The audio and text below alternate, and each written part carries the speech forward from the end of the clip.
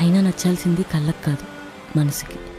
ఎవరు చూడగలరు రెప్ప చివరన కురిసిన కంట తడి? ఎవరు పోల్చగలరు గొంతు పగల గాలిచిన గుండె సడి?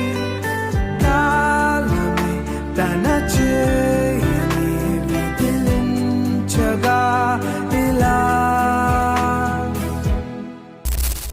హృదయం నత్తములా పగిలి నడిచే అడుగులకే తగిలే అయినా నొప్పిని అణిచేసి నవ్వేస్తూ నడిచెనే